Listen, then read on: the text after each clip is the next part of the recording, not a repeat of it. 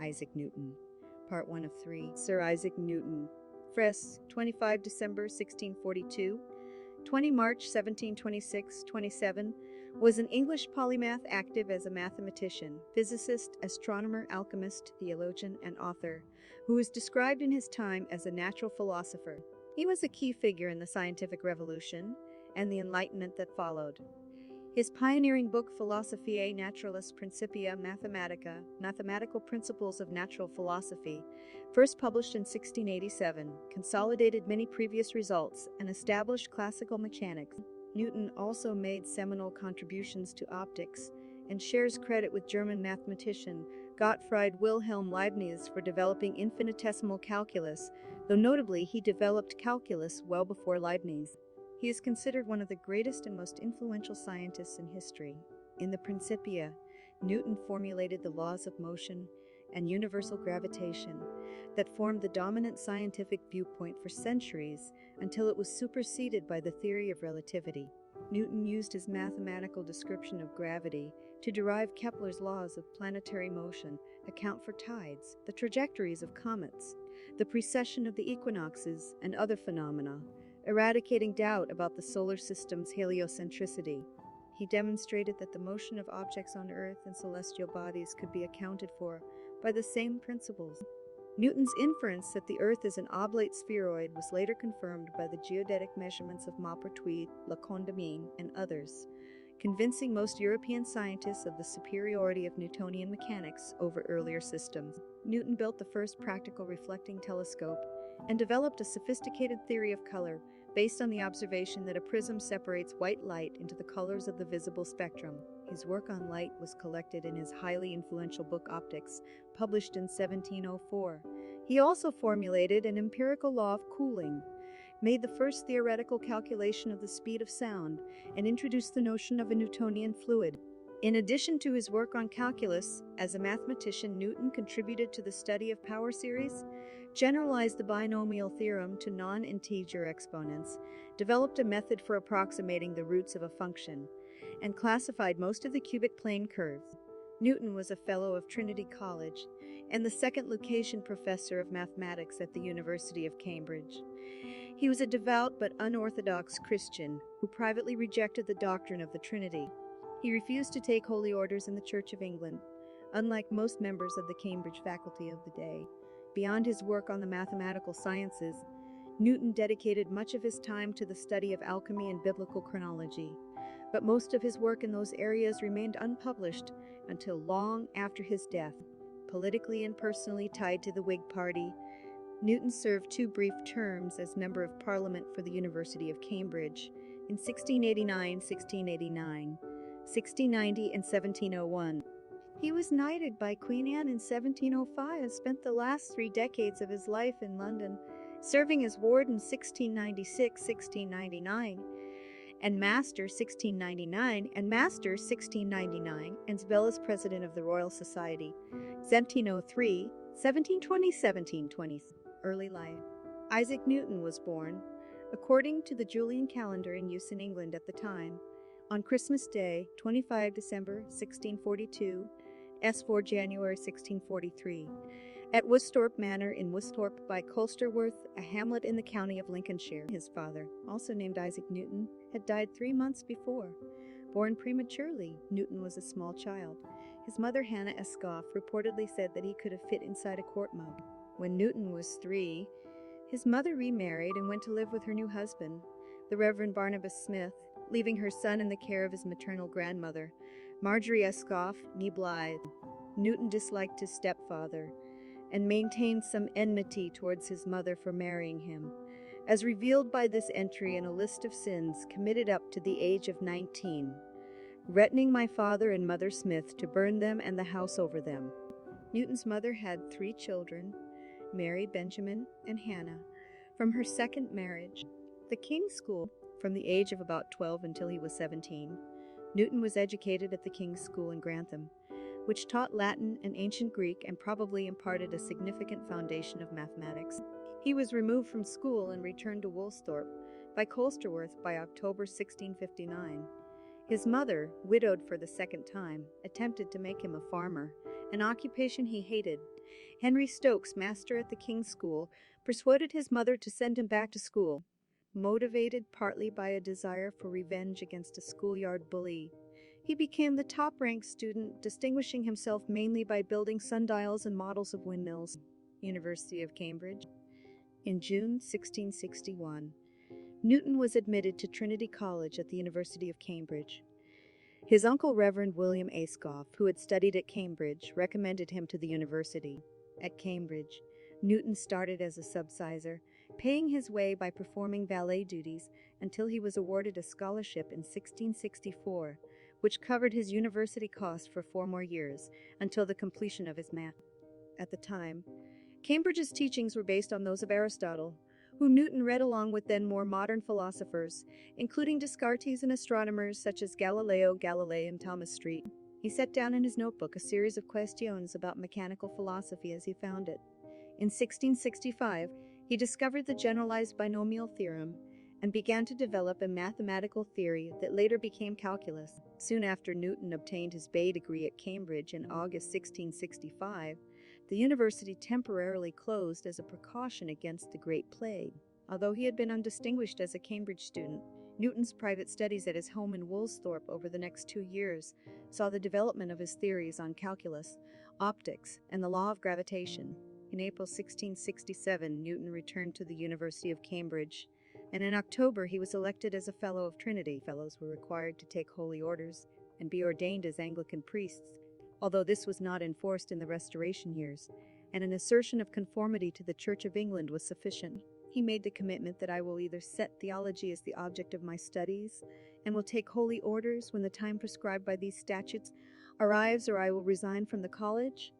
Up until this point, he had not thought much about religion and had twice signed his agreement to the 39 Articles, the basis of Church of England doctrine. By 1675, the issue could not be avoided, and by then his unconventional views stood in the way.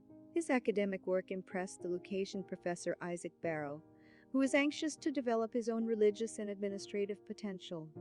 He became master of Trinity College 2 years later. In 1669, Newton succeeded him, only 1 year after receiving his Mat. The terms of the Lucasian professorship required that the holder not be active in the church, presumably to leave more time for science.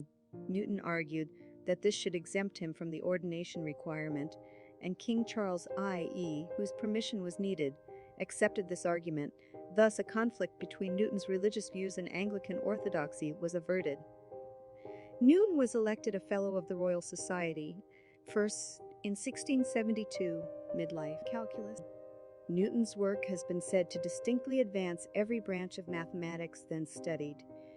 His work on the subject, usually referred to as fluxions or calculus, seen in a manuscript of October 1666, is now published among Newton's mathematical papers. His work De Analysi per Equationes Numero Terminorum Infinitas, sent by Isaac Barrow to John Collins in June 1669, was identified by Barrow in a letter sent to Collins that August as the work of an extraordinary genius and proficiency in these things.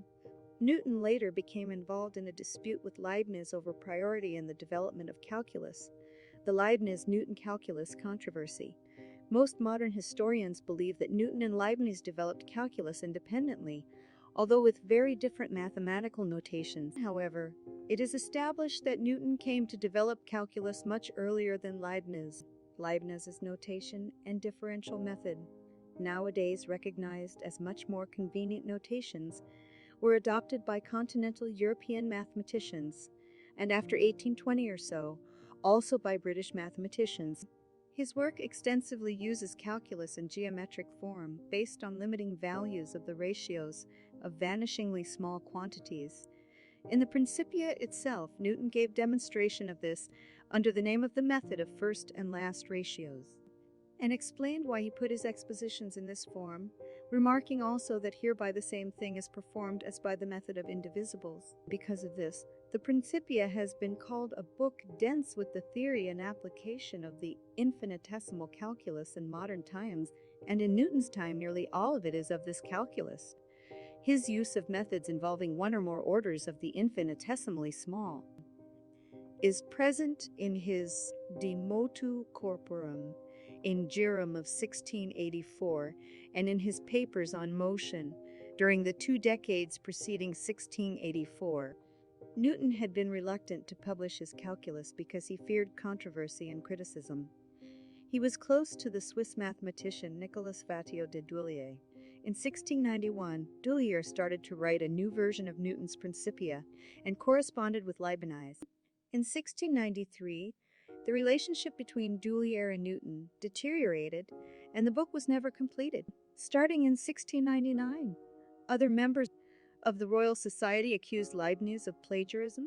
The dispute then broke out in full force in 1711 when the Royal Society proclaimed in a study that it was Newton who was the true discoverer and labeled Leibniz a fraud. It was later found that Newton wrote the study's concluding remarks on Leibniz. Thus began the bitter controversy which marred the lives of both Newton and Leibniz until the latter's death in 1716. Newton is generally credited with the generalized binomial theorem, valid for any exponent. He discovered Newton's identities. Newton's method classified cubic plane curves, polynomials of degree 3 and 2 variables, made substantial contributions to the theory of finite differences, and was the first to use fractional indices and to employ coordinate geometry to derive solutions to Diophantine equations. He approximated partial sums of the harmonic series by logarithms, a precursor to Euler's summation formula, and was the first to use power series with confidence and to revert power series. Newton's work on infinite series was inspired by Simon Stevens' decimals, optics. In 1666, Newton observed that the spectrum of colors exiting a prism in the position of minimum deviation is oblong, even when the light ray entering the prism is circular, which is to say, the prism refracts different colors by different angles. This led him to conclude that color is a property intrinsic to light, a point which had until then been a matter of debate. From 1670 to 1672, Newton lectured on optics. During this period, he investigated the refraction of light, demonstrating that the multicolored image produced by a prism, which he named a spectrum, could be recomposed into white light by a lens and a second prism. Modern scholarship has revealed that Newton's analysis and resynthesis of white light owes a debt to corpuscular alchemy. He showed that colored light does not change its properties by separating out a colored beam and shining it on various objects, and that regardless of whether reflected, scattered, or transmitted, the light remains the same color. Thus, he observed that color is the result of objects interacting with already colored light rather than objects generating the color themselves. This is known as Newton's theory of color. From this work, he concluded that the lens of any refracting telescope would suffer from the dispersion of light into colors, chromatic aberration. As a proof of the concept, he constructed a telescope using reflective mirrors instead of lenses as the objective to bypass that problem. Building the design. The first known functional reflecting telescope, today known as a Newtonian telescope, involved solving the problem of a suitable mirror material and shaping technique. Newton ground his own mirrors out of a custom composition of highly reflective speculum metal, using Newton's rings to judge the quality of the optics for his telescopes. In late 1668, he was able to produce this first reflecting telescope. It was about 8 inches long and it gave a clearer and larger image. In 1671, the Royal Society asked for a demonstration of his reflecting telescope. Their interest encouraged him to publish his notes of colors, which he later expanded into the work Optics. When Robert Hooke criticized some of Newton's ideas, Newton was so offended that he withdrew from public debate. Newton and Hooke had brief exchanges in 1679-80, when Hooke, appointed to manage the Royal Society's correspondence, opened up a correspondence intended to elicit contributions from Newton to Royal Society transactions, which had the effect of stimulating Newton to work out a proof that the elliptical form of planetary orbits would result from a centripetal force inversely proportional to the square of the radius vector. But the two men remained generally on poor terms until Hooke's death. Newton argued that light is composed of particles or corpuscles, which were refracted by accelerating into a denser medium. He verged on sound-like waves to explain the repeated pattern of reflection and transmission by thin films. Optics speak. Props. 12. but still retained his theory of fits that dispose corpuscles to be reflected or transmitted, Props 13. However, later physicists favored a purely wave-like explanation of light to account for the interference patterns and the general phenomenon of diffraction.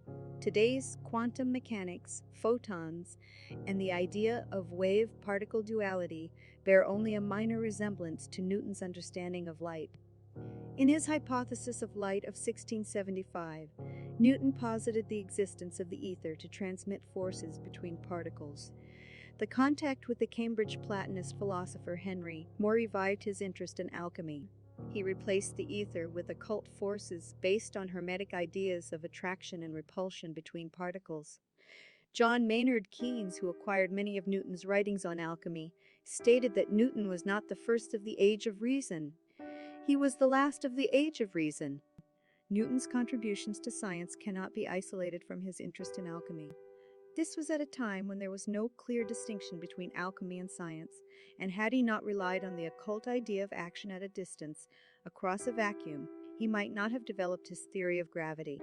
In 1704, Newton published Optics, in which he expounded his corpuscular theory of light. He considered light to be made up of extremely subtle corpuscles, that ordinary matter was made of grosser corpuscles, and speculated that through a kind of alchemical transmutation are not gross bodies and light convertible into one another, and may not bodies receive much of their activity from the particles of light which enter their composition. Newton also constructed a primitive form of a frictional electrostatic generator using a glass globe. In his book Optics, Newton was the first to show a diagram using a prism as a beam expander, and also the use of multiple prism arrays. Some 278 years after Newton's discussion, multiple prism beam expanders became central to the development of narrow line width tunable lasers. Also, the use of these prismatic beam expanders led to the multiple prism dispersion theory. Subsequent to Newton, much has been amended. Young and Fresnel discarded Newton's particle theory in favor of Huygens wave theory to show that color is the visible manifestation of light's wavelength. Science also slowly came to realize the difference between perception of color and mathematizable optics. The German poet and scientist Goethe could not shake the Newtonian foundation, but one hole Goethe did find in Newton's armor. Newton had committed himself to the doctrine that refraction without color was impossible. He therefore thought that the object glasses of telescopes must forever remain imperfect, achromatism and refraction being incompatible. This inference was proved by Dollond to be wrong. Hey everyone, I hope you enjoyed the video. If you did, please don't forget to give it a thumbs up, subscribe to the channel, and ring that bell to stay updated on all our latest content. Thanks so much for watching, and I'll see you in the next one.